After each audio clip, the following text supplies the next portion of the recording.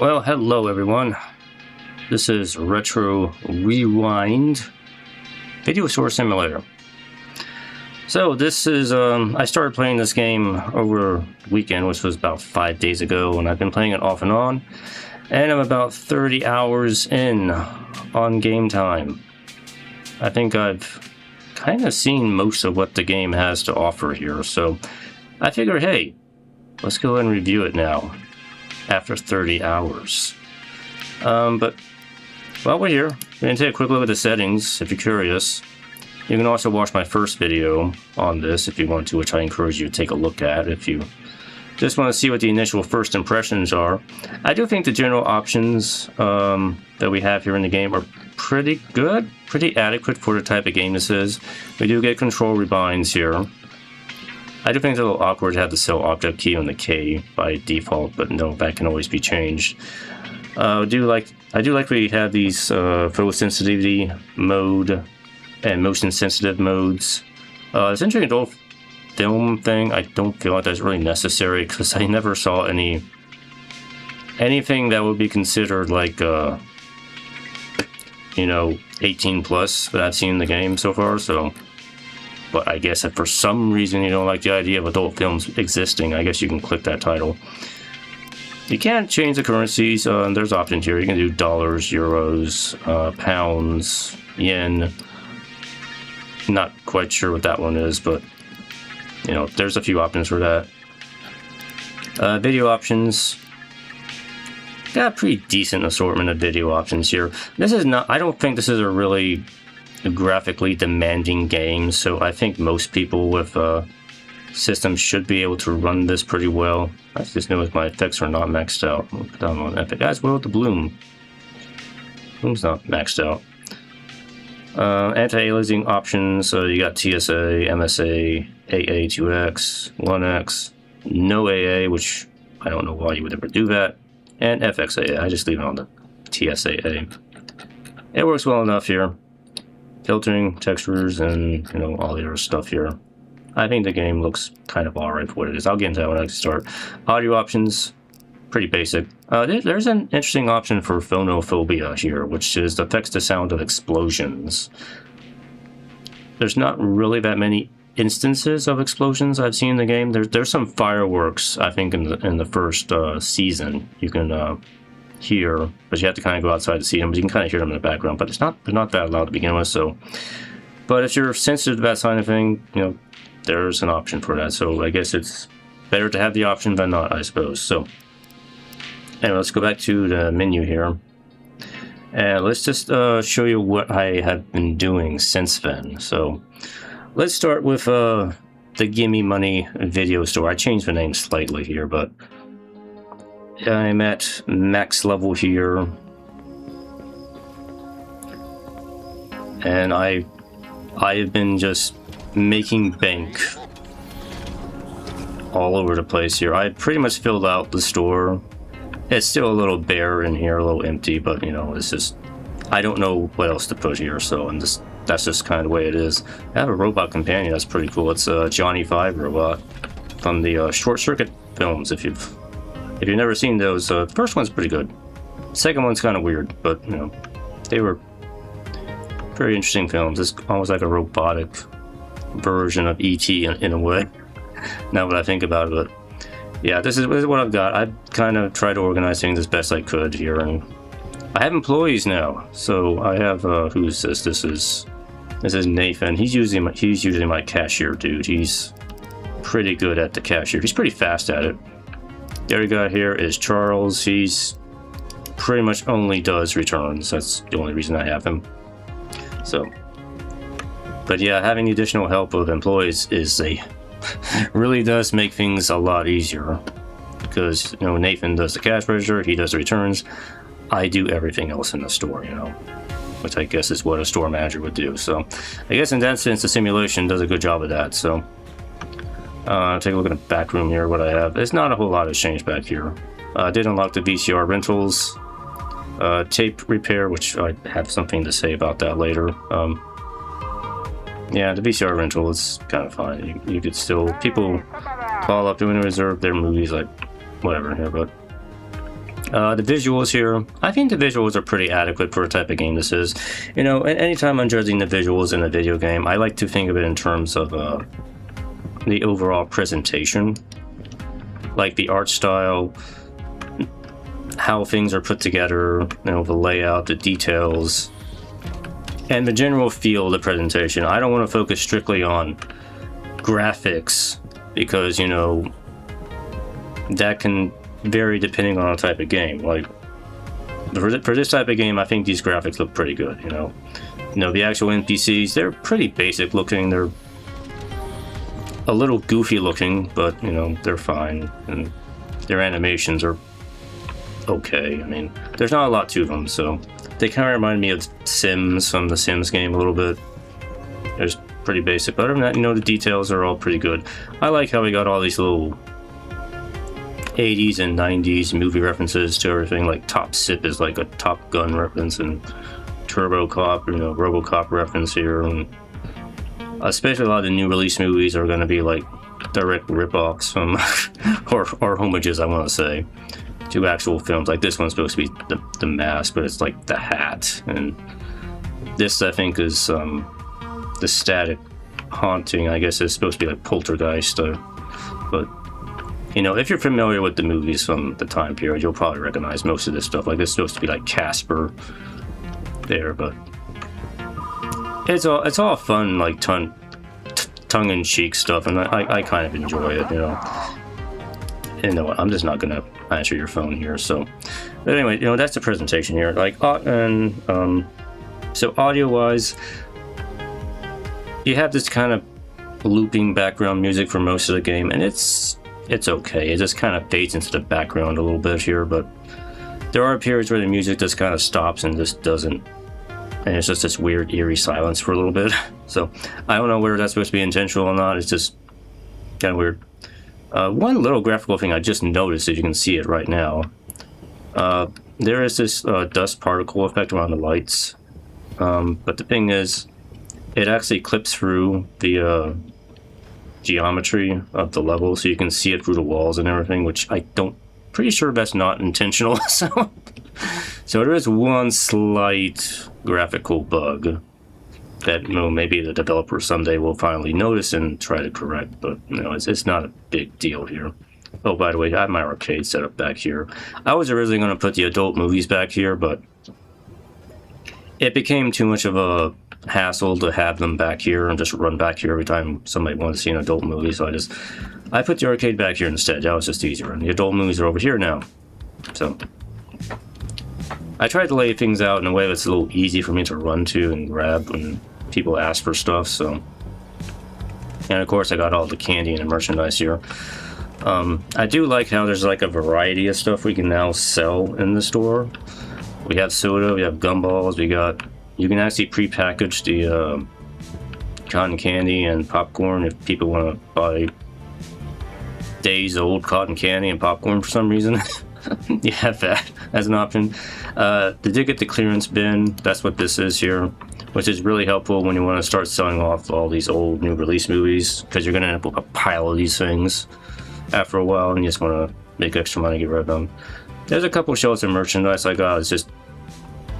This is just I don't know what you call it, just toys and junk, I guess, but you know, it's fair just for a few extra bucks here. So I want to actually take a look at my list here of stuff here before I forget things. All right, anyway, I talked about the visuals, talked about the NPCs. I do like how there's good use of the in-game materials, like the book here, the poster, these things for as part of the game UI. I really like it when games try to blend natural elements into the UI. I just think that's a really neat way to do things, and there are games that do this, and there are games that just don't do this at all. I very much like it when a little bit of effort is kind of put into trying to blend the UI into the actual game in a way that kind of feels natural to us. So this is like a shopping catalog for the store. Makes sense. You got a in-store poster to keep track of your progression here, and as well as a calendar to keep tabs on special events and stuff. So I like that. I like that a little bit of it. Computer, Also, you know, most stores would probably have a computer to order stuff on, so we got that. So I like all that. So good stuff. I talked a little bit about the auto-generated movies stuff the last time, but it's a pretty good system for just quickly creating a variety of generic movies to have on your shelf. So I'm sure the developers could probably spend like an inordinate amount of time if they just want to make like legally distinct versions of popular movies and everything to fill the shelf, but that would probably take forever to do. So, but they focused on just doing that for the new releases. I think is probably the better way to handle that. So I'm at least glad they kind of did that. I think Beaver Week's supposed to be a Groundhog Day reference, by the way. I do like the variety of decorations you can get for the store. I do like the ways you can customize the store, you know, change the wall colors, wall styles, shelf styles. You can change the outside of the store a little bit. You can change this thing here. You change the neon lights and everything. The flooring, you can add rugs, neon lights everywhere, little decorations here and there. It's all nice little stuff to kind of help you customize the store, and I like all of that here. I do like the seasonal events. It gives you a little bit of variety here in how, in different events that'll kind of happen each day. Usually these will promote the rental sale of certain genres and everything, and so it's nice to kind of plan for that. If you want to get a little extra profit and kind of plan ahead for things, it's kind of good for that. I already talked about the hired staff. They're good to have on hand. They really do help out. I guess we can open the store here and actually put these guys to work here. Like put you on register because you're faster. Technically, he's actually faster than me at the register because he can do like the concessions like at the snap of a finger, which will take me like a few seconds to do. So he's technically faster than I am at that. So it's good to have him here. So. Oh, yes, the neatest thing was took me a little bit to figure out how to do. Let me show you here. So I have this TV back here. Nice little extra Easter egg secret thing you can do is you can play your own videos on the TVs in the store. So this is just a test video of me playing BeamNG.drive. If you know what that is, it's a driving simulator game. You have to render the video at 512 by 5. Let me turn it off because I'm talking over myself now. But you have to render the video at 512 by 512 as an MP4 video with a AAC audio codec with the H.264 encoder. So there are guides on the internet. I looked them up on how to do that. It took me a couple tries to get that to work, but you know it's not that hard once you figure it out. So you just want to play custom videos on the TV, you can do that. It's just a nice little extra to do. The game loop is pretty simple, I would say. It's mostly just, hey, let's just get movies, put them out, people will rent them, and you make money, and that's kind of the whole deal. Hey. It's not complicated at all. It's actually very casual. Might be a little too casual, which I'll explain in a bit here. But yeah, I think that's kind of it for the positives and good stuff I have to say about the game. Yeah, Nathan, he always falls asleep at least once every day. Like, dude, I need you to you have one job, dude. Oh, she was asking for a video. This one, I think, yeah, I wasn't really paying attention, so. Alright, I gotta move my list down a little bit here so I can actually see what... So here's the criticisms of the game here. This is gonna be... Yeah, whatever. I don't care. Pay! I don't care. Yeah, because I have my rule here. Do break, you buy it. And do not dumb here. Very important rule. The game loop, as I mentioned, it's very simple. And I feel like it's not really enough to maintain a game like this for an extended period of time. It can get kind of samey, it can get kind of boring after a while, but And then again, that's kind of like the way most retail jobs are in a way, so I guess it's not that big of a criticism. But I think we already talked about the NPCs. Yeah, they're pretty basic. I wish there was a little bit more to these guys, two of them. They're pretty basic. They just path around and grab stuff, and honestly their AI is kind of dumb. Really, I kind of wish there was a little more variety to what they would do. They're basically just robots. That's as advanced as they get. I've noticed, because I've tried to push these guys over a limit. There's not a lot you can do with them. They are what they are. So, I'll check some other things here. One of the things that did kind of bug me here, I was looking through here before. So we got like a save slot system, which is kind of like if you play like a Metroid game. It's the same sort of system. There's a single save slot per game, and that's an okay system. The only thing I don't like is that there's kind of a lack of options here. The only option I have is either play the save file or delete the save file. I think we should at least have an option to copy a save file and paste it to another slot, which will lead into another criticism I have about something else.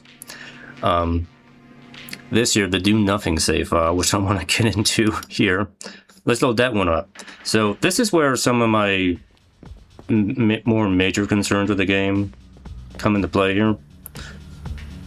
Because I did some testing here on this here. Let me remember how to move this thing out of the way. Yeah, move that for a moment. So I started this other playthrough to test out some things to kind of see what crazy stuff I could possibly get away with. And it turns out you can do a lot of crazy things, but there's really no consequences for doing so. And that's kind of my major criticism of this game, is that there is a certain lack of consequences for doing things wrong. You can also see up in the upper right corner, I have negative balance. That is not an accident. I had to do that intentionally. I have no product in this store. You can take a look. I have nothing here, except for the stuff I kind of threw back here. And I'm gonna demonstrate for something really crazy that I discovered while I was just messing around. So you can put the standee in front of the door. It's the only thing I have, or you can use a shelf if you want. That'll block the door, and that'll prevent like the NPCs from getting inside the store. So right now I just opened the store, but they can't get inside. It doesn't matter because there's nothing in here anyway. So if they walked in, they would just be like, oh, the shelves are empty, and they'll just walk back out. Yeah, they're gonna try to get in, but look what happened. I'm gonna turn that off now. And the internal clock in the game is kind of still ticking. So right when this hits right around noontime, I can actually just close the store. And there'll be something really interesting will happen when I do that. Actually, I just realized while I'm waiting here, one other criticism I have, it's this. Now you may be thinking, what's wrong with this? This is the progression system in the game. My issue with this is that it is completely linear. And this kind of hurts the replayability of the game, in my opinion, because you can start a new game. You're going to go through the exact same progression again every time you play the game. You're going to unlock the same genres at every increment here. You're going to unlock the same shop items. It's just going to be the same progression every time. I wish there was more variety to this, or there were like branches of this that you could like invest into. Like, let's say you want to invest into direct video sales. You could have a branch into that, and you can start, I don't know, putting EXP or something into getting direct video sales or something like that. Or maybe you can branch out to mail order rental videos or something like that. Or go full on into the arcade or full on into retail or something like that. Instead, with this you're just going to get the same experience every time you play the game. So it lacks variety. I think that's my issue here, and it's going to be kind of boring. And there's really no incentive to play the game again because of that. So anyway, yeah, we passed noon time. I can close the store now. So you can see here, I made no profit, no customers, nothing. But what happens? I still get EXP for doing absolutely nothing in the game. That just blows my mind. It really does. In my opinion, that should not be a thing. I should have gotten 0 EXP for doing 0 during the day. And that's kind of my problem there. You can still progress in the game by doing absolutely nothing. So, what's the point? Like, come on. So, I'm gonna get out of this here. Let me go back to my main save here. So yeah, that kind of leads to my other criticism I already mentioned, is that there is a lack of consequences for doing anything wrong in the game. Yeah, I'm gonna reopen the store again here. So the other thing is, with the customers and the AI, as I mentioned before, you can actually just ignore them. You can have customers come up to register ready to pay for stuff. You can have people with questions, and you can just stand here and ignore them. And they will wait forever, and nothing will happen. There are 0 consequences for ignoring customers in the game, which completely conflicts with what the experience should be in real life. Because, as I mentioned in the last video, I did actually used to work at a video rental store. I know this stuff. If you ignore people, they will get angry after a while and get pissy at you, and there will be consequences. So yeah, that's something I think the developer really should probably address at some point, is that there needs to be consequences for doing things incorrectly. Like this guy here, he has a question. I'm not going to answer his question. I'm just going to stand there. I'm going to ignore the phone. There's going to be no consequences for doing that. I've tested this. There is like no consequences for just not doing things.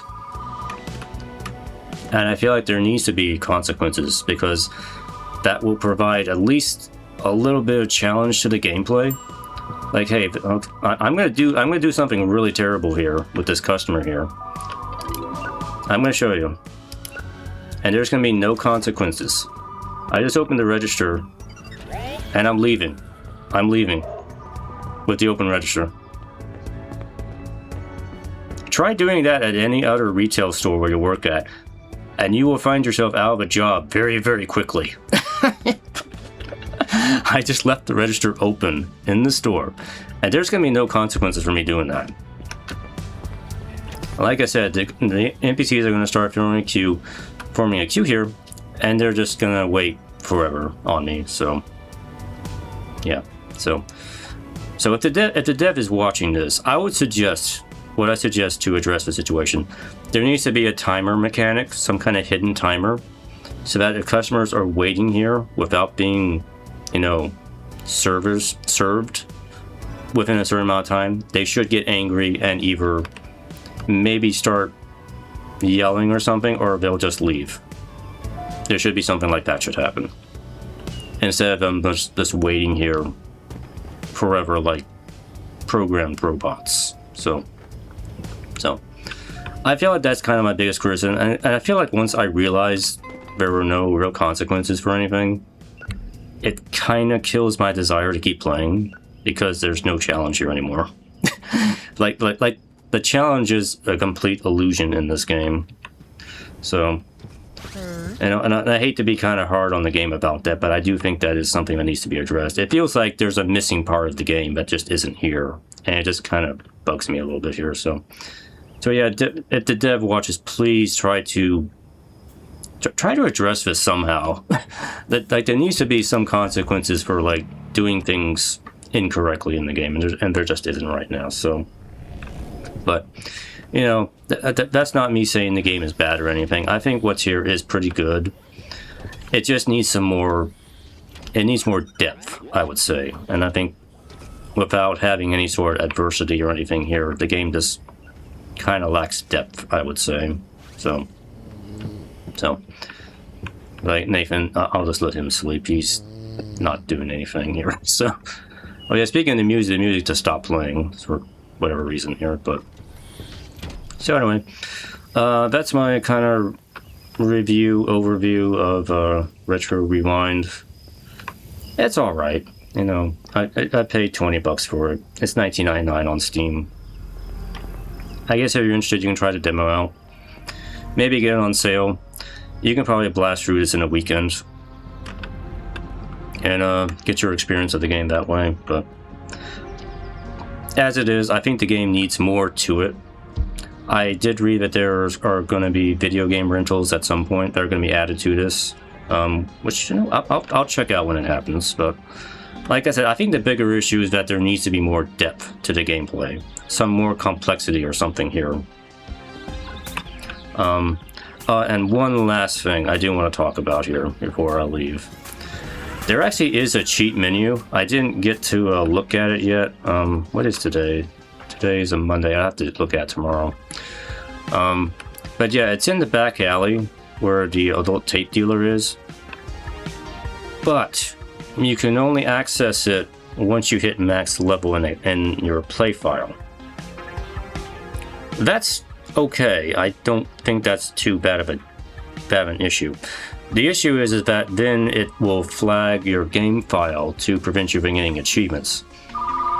That is not really a big deal, but I think the issue I have is that you can only access this once you've kind of done everything else in the game. And I feel like once I have gotten max level, the cheat menu should become like a universal unlock for the game, instead of just being something you can only access after you've done everything already in the save file. Which is why when I was going back to the menu, I was trying to see if there was a way I could copy the save file to another slot, so I could kind of experiment with the cheat menu without having to flag my main save, my main playthrough here. Because if they do get the video games in the future, there's probably going to be new achievements. I'd like to try and maybe get those. So it kind of disincentivizes me from messing with the cheat menu, because one, it would flag my save file, and two, it's just going to be a pain in the ass to do another save file to get that unlocked again. And I don't want to, like I said, I don't really care to go through all that stuff again. So I guess that's my criticism. So I think the cheat menu should be implemented better. That's kind of my criticism there. So anyway, Retro Rewind. If I were to get this a score out of 10, it would get a 6.9 out of 10. It's an alright game, but it needs some more work in my opinion. So, but anyway, I hope you enjoyed that review, and if you have any opinions to share about Retro Rewind, or if you played this game, let me know in the comments. Be sure to like the video if you liked what I've done here. You can subscribe if you want to see more. I do plan to do more reviews in the future. It may take me a little while, so like I'm trying to work my way through Trails in the Sky first chapter. It's just such a long game, and I may do some other short games in the meantime to review. So anyway, I hope you enjoyed, and I will see you next time. Bye bye.